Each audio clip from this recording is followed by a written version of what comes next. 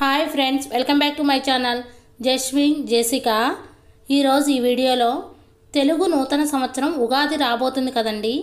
ఉగాది ముందు రోజు కొత్త అమావాస్య రాబోతుంది. ఈ రోజున గ్రామ దేవతలను పూజిస్తే చాలా మంచిది. గ్రామ దేవతకి ఏ విధంగా ఇంట్లోనే పూజ చేసుకోవాలి, అలాగే అమ్మవారికి నైవేద్యం ఏమి సమర్పించాలి అనేది తెలియజేస్తానండి.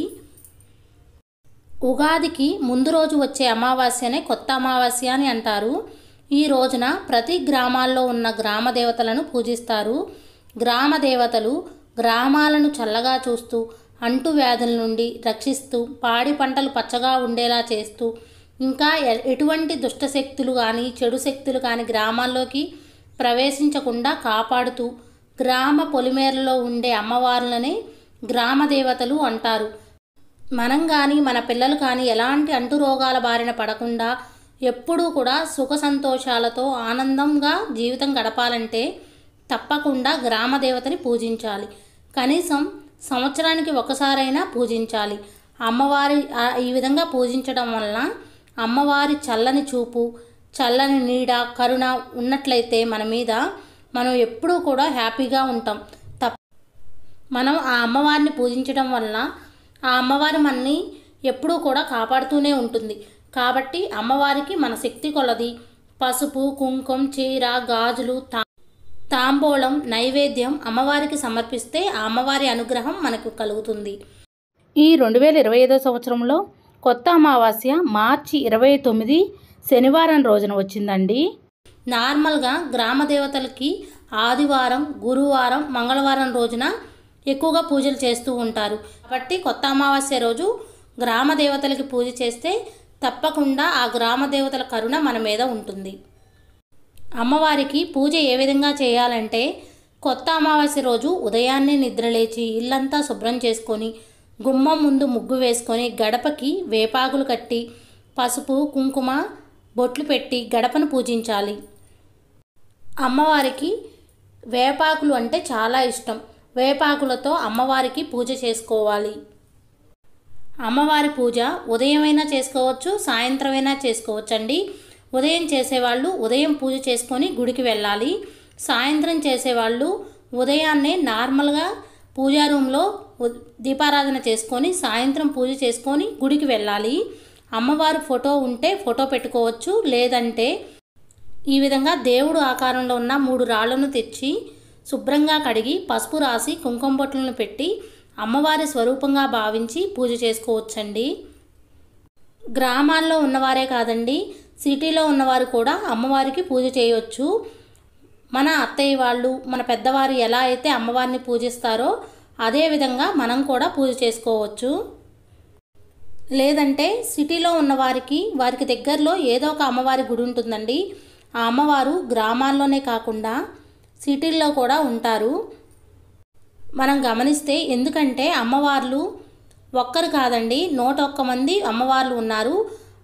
101 మంది అక్కా చెల్లెలకి ఒక్కరే తమ్ముడు ఉన్నారు, ఆయనే పోతురాజు అండి. అక్కా చెల్లెళ్ళు అందరికీ కూడా పోతురాజు కాపలా ఉంటాడు. అందుకనే ఒక్కొక్క ఊర్లో ఒక్కొక్క విధంగా పిలుస్తారు. మేమైతే ముత్యాలం తల్లిని పూజిస్తాము గ్రామదేవతగా. ముత్యాలం తల్లి పేరు మీద ఈ విధంగా 3 రాళ్లను తీసుకొని అమ్మవారి స్వరూపంగా భావించి ఈ విధంగా పూజ చేసుకున్నానండి. నేను అమ్మవారి పూజను ఒక గురువారం రోజు ఈ విధంగా సింపుల్గా చేసుకున్నానండి. అమ్మవారికి వేపాకులతో పూజ చేస్తే చాలా మంచిది. నాకు వేపాకులు దొరకలేదండి, అందుకే ఈ విధంగా సింపుల్గా పూజ చేసుకున్నాను. కొత్త అమావాస్య రోజు అమ్మవారికి పూజ చేసుకునేటప్పుడు ఒక కొత్త కుండను తెచ్చుకోవాలి. చిన్న కుండ అయితే సరిపోతుందండి. ఒకవేళ కొత్త కుండ దొరకకపోతే పాత కుండనైనా శుభ్రంగా కడిగి దాంట్లో నిండుగా ఉన్న నీళ్లతో నింపి కొద్దిగా పసుపు, కుంకుమ, అక్షింతలు వేసి వేపాకులను పెట్టుకోవాలి. ఈ విధంగా అమ్మవారి పూజలో పెట్టుకొని అమ్మవారి పూజ కంప్లీట్ అయిన తర్వాత ఆ నీళ్ళని ఇల్లంతా చల్లుకోవాలండి. ఇల్లంతా చల్లుకుంటే చాలా మంచిది. వేప చెట్టులో అమ్మవారు ఉంటారు అంటారు. అంటువ్యాధులను, దీర్ఘకాలిక రోగాలను తగ్గించే శక్తి వేపాకులకు మాత్రమే ఉందండి. కాబట్టి ముత్యాలమ్మ తల్లిని వేపాకులతో పూజిస్తే చాలా మంచిది. కొన్ని చోట్ల నూకాలమ్మ తల్లి, ఈ విధంగా పిలుస్తూ ఉంటారు. మీ దగ్గరలో ఏ అమ్మవారు ఉంటే ఆ అమ్మవారిని ఈ విధంగానే పూజించవచ్చండి. మర్చిపోకుండా అమ్మవారి పూజలో 3 నిమ్మకాయలను పెట్టుకోవాలి. నిమ్మకాయలకు కూడా పసుపు రాసి కుంకుమ బొట్లు పెట్టి అమ్మవారి పూజలో పెట్టుకోవాలి. అమ్మవారి పూజలో పెట్టినవి ఏవైనా చాలా శక్తివంతమైనవి అండి. అమ్మవారి పూజను చేసేటప్పుడు ముందుగా దేవుడి మందిరంలో పూజ చేసుకొని ఆ వినాయకుడికి కూడా పూజ చేసుకోవాలండి. మనం ఏ పూజ చేసినా వినాయకుడి దగ్గర పూజ చేస్తాం కాబట్టి, లేదంటే వినాయకుడిని ఇక్కడ కూడా పెట్టుకొని ముందుగా వినాయకుడికి పూజ చేసి తర్వాత అమ్మవారికి పూజ చేయొచ్చండి. ముత్యాలం తల్లి అమ్మవారి పూజ చేసుకునేటప్పుడు ఎటువంటి మంత్రాలు చదివే పని లేదండి. ఆ అమ్మవారిని తలుచుకుంటూ పువ్వులతో అక్షంతలతో పూజ చేసుకోవచ్చు. వేపాకులతో కూడా పూజ చేసుకోవచ్చండి. లేదంటే ఫోన్లో ముత్యాలం తల్లి అష్టోత్తరం ఉంటుంది, అష్టోత్తరం వినుకుంటూ అయినా పూజ చేసుకోవచ్చు. కొత్త అమావాస్య రోజు అమ్మవారికి చీర, గాజులు, తాంబూలం పెడితే చాలా మంచిదండి. అమ్మవారికి ధూపం వేసుకోవాలి. అమ్మవారికి నైవేద్యంగా పులిహార, గారెలు, అట్లు, అన్నం, పప్పు, పరమాన్నం, దద్దోజనం ఏదైనా ప్రసాదంగా సమర్పించవచ్చండి. అమ్మవారికి ప్రసాదం పెట్టేటప్పుడు ఇత్తడి గిన్నెలో కానీ, అరిటాకులో కానీ, ఇస్తరాకులో కానీ పెట్టొచ్చండి.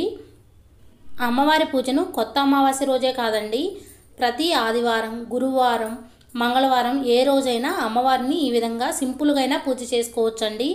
అమ్మవారిని పూజ చేస్తే అమ్మవారి కరుణ, చల్లని చూపు మన మీద ఉంటుంది.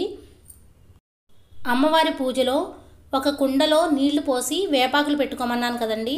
మనం అమ్మవారి పూజ చేయడం వల్ల ఆ నీటికి ఎంతో శక్తి వస్తుంది. ఆ నీటిని ఇల్లంతా చల్లుకుంటే చాలా మంచిది. లేదంటే స్నానం చేసే నీళ్ళలో వేస్తే ఎలాంటి దురదలైనా తగ్గిపోతాయి. అమ్మవారిని పూజిస్తే ఆటలమ్మ, దద్దు, వంచెలు రావండి. పిల్లలు ఎంతో ఆరోగ్యంగా సంతోషంగా ఉంటారు. అమ్మవారికి పూజ చేసుకున్న తర్వాత అమ్మవారి బొట్టును మన నుదుటిన పెట్టుకుంటే చాలా మంచిది.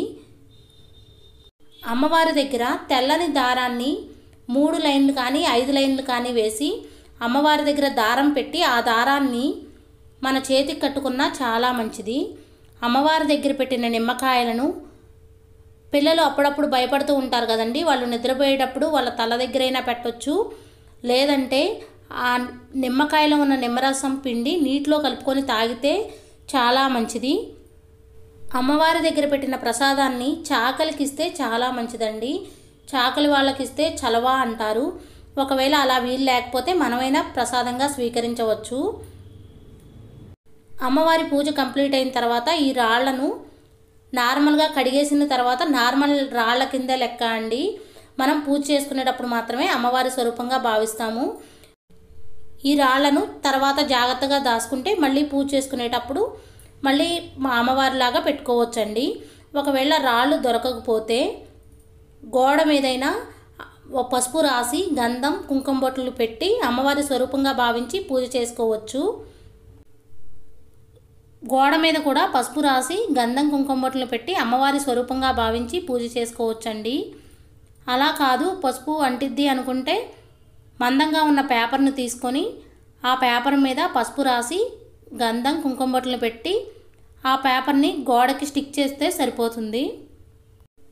ఈ విధంగా కొత్త అమావాస్య రోజు అమ్మవారికి పూజ చేసుకొని ఇల్లంతా ధూపం వేసుకుంటే చాలా మంచిది.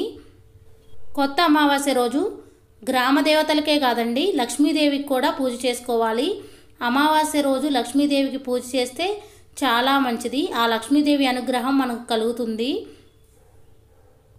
తెలుసుకున్నారు కదండి ముత్యాలం తల్లి పూజ ఏ విధంగా ఇంట్లో చేసుకోవాలి. మరిన్ని వీడియోస్ కోసం మన ఛానల్ని సబ్స్క్రైబ్ చేయండి. నా ఈ వీడియో మీకు నచ్చిందనే అనుకుంటున్నాను, ఎంతో కొంత యూజ్ అయిందనే అనుకుంటున్నాను. ఒకవేళ నచ్చితే లైక్ చేయండి, షేర్ చేయండి, కామెంట్ చేయండి ఫ్రెండ్స్. కొత్తవారు ఎవరైనా మన ఛానల్ చూస్తున్నట్టయితే సబ్స్క్రైబ్ చేసుకోండి. పక్కనే ఉన్న బెల్ ఐకాన్ని యాక్టివ్ చేసుకోవడం ద్వారా నేను పెట్టే ప్రతి వీడియో నోటిఫికేషన్ మీ దాకా చేరుతుంది. Thank you for watching. Bye అండి.